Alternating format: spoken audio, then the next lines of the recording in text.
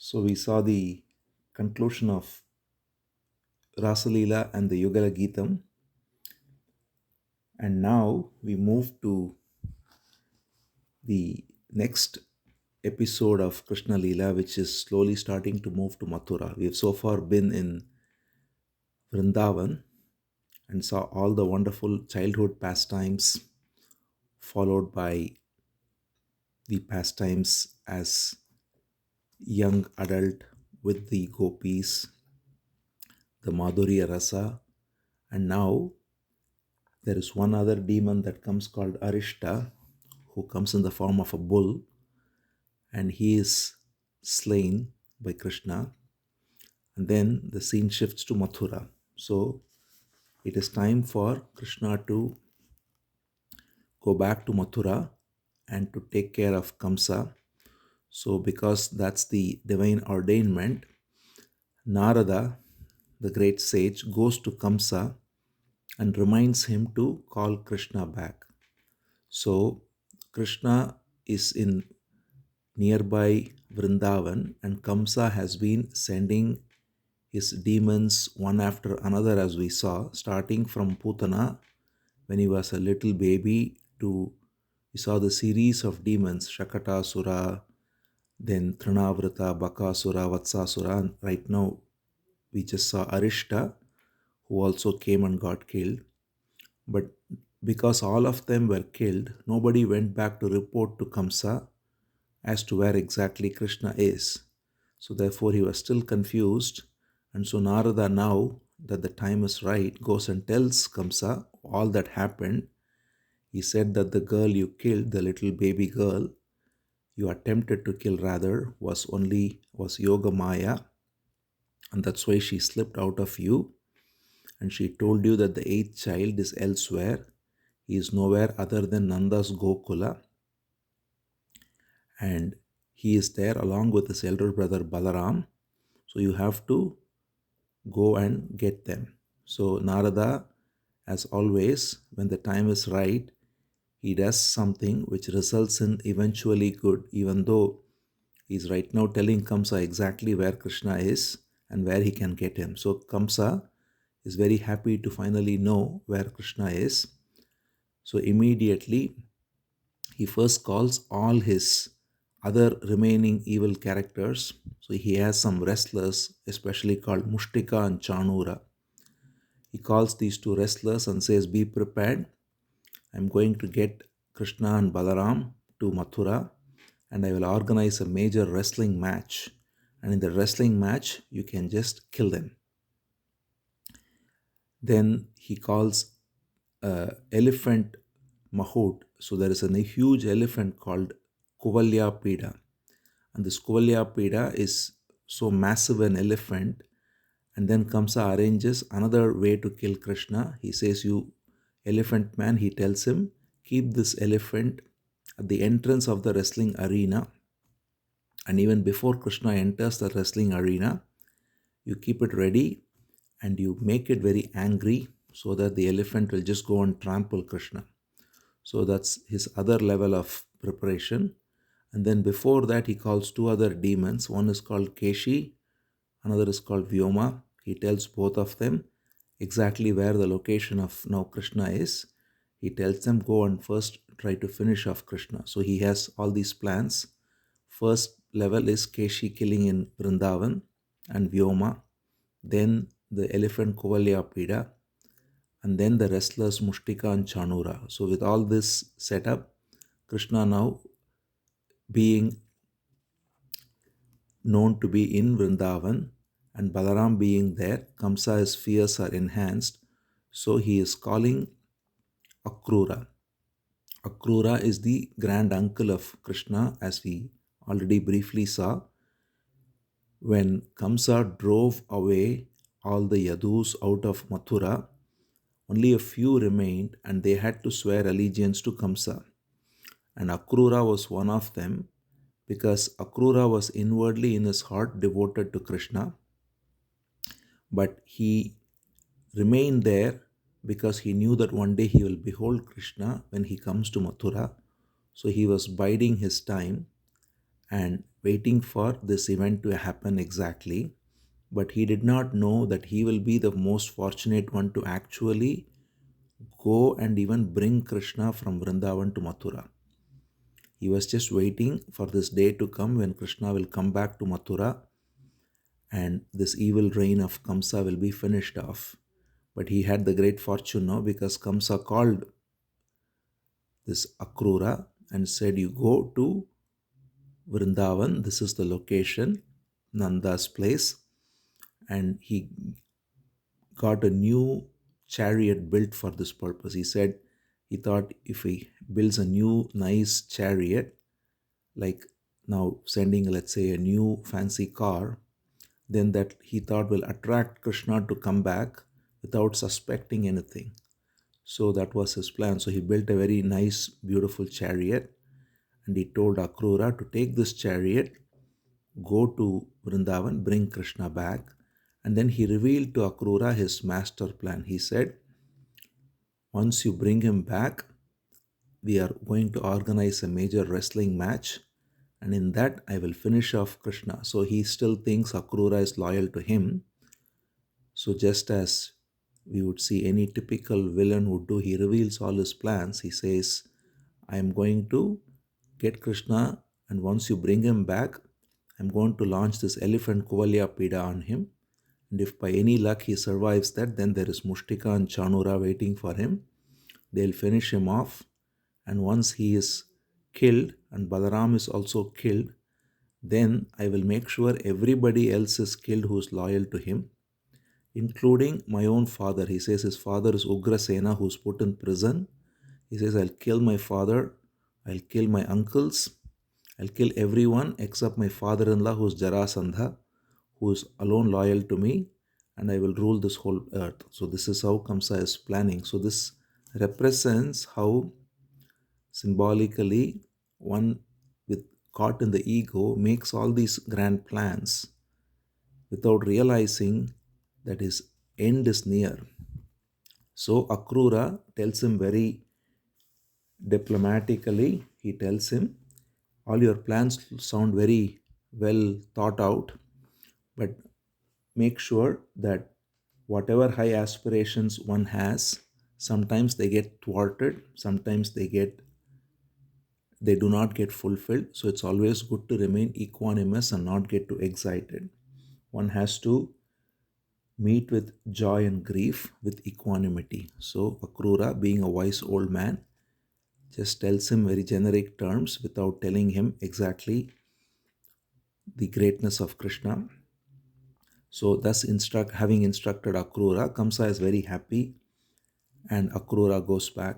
So meanwhile in Vrindavan, as we already saw, this demon Keshi was sent by Kamsa to kill Krishna. So Keshi comes in the form of a huge horse on the banks of Yamuna, and he tries to attack Krishna, but very nonchalantly, very effortlessly, Krishna evades this Keshi demon, picks him up from his hind legs by increasing his strength, throws him and kills this Keshi demon. And then Krishna takes a dip in the waters of Yamuna after killing this Keshi demon. That place is still very famous in Vrindavan. It's called Keshi Ghat. Keshi Ghat is the location where Keshi was killed. Many of the other pastimes happened in the forests and so on, as we saw. This one happened by Yamuna, and that place is marked as Keshi Ghat. It's one of the famous ghats of Vrindavan, where every day Yamuna Aarti is held even now. So this Keshi is killed there. And after that,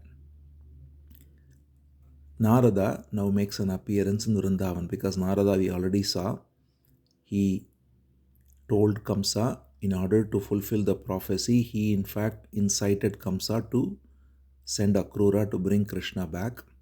Now he comes to Vrindavan because Narada knows that this is the end of the Vrindavan pastime, and he wants to offer his prayers to Krishna in Vrindavan, because Narada knows that once Krishna leaves Vrindavan, this will be the end of Vrindavan pastime. In his earthly stay, he will not come back to Vrindavan, and it is the sweetest portion of his pastimes as we saw.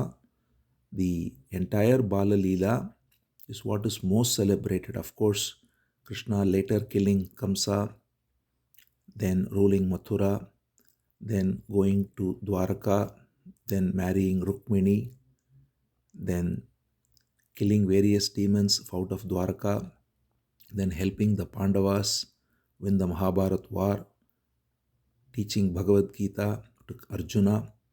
So many wonderful things are done by Krishna after he leaves Vrindavan.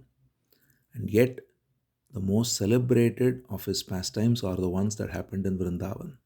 All the songs, all the bhajans, all the kirtans primarily refer to all these leelas, the Damodar Leela, the Rasa Leela, the Govardhan Leela, the Kaliya Mardana Leela. All of these leelas are the most celebrated, as we know. So Narada comes to Vrindavan to offer his obeisances. It says, Devarishi Upasangamya Bhagavata Pravaro Nripa Krishnam Aklishta Karmanam Rahasya Etad Bhashata. So he spoke in Rahasya because he wanted to just offer his prayers secretly to Krishna in Vrindavan. So he says, Krishna Krishna Aprameya Atman Yogesha Jagadishwara Vasudeva Akhilavasa Satvatam Pravara Prabho. He first addresses Krishna by saying Aprameya, the most immeasurable, Atman, the self of all, Yogesha, the master of all yogas, Jagadishwara, Vasudeva Akhilavasa, the one who abides everywhere, Satvatam Pravara Prabhu, the master of all devotees. Then he beautifully describes his essence. He says, Tvam Atma Sarva Bhutanam Eko Jyotir Avaidhasam Gudho Guhashayah Sakshi Mahapurusha Ishwaraha. So, very nicely, Narada describes the essence of Krishna, which is described in Gita too. He says, Tvam Atma Sarva Bhutanam. You are the very self of all beings. So when we speak of Bhagavan, the most important and the most immediate way in which we perceive Bhagavan is our own true essence. The very essence that permeates the body, the mind, and that is situated in the heart as awareness. He says that's why Gudo Guhashaya, you are the one in the cave. Guha means cave, the cave of the heart where you remain hidden, Gudha, as the Sakshi, Mahapurusha Ishwaraha, the eternal seer, the Supreme Lord. So you are the one who abides in there, and it is you who bring forth the three gunas and make creation, sustenance, and dissolution happen.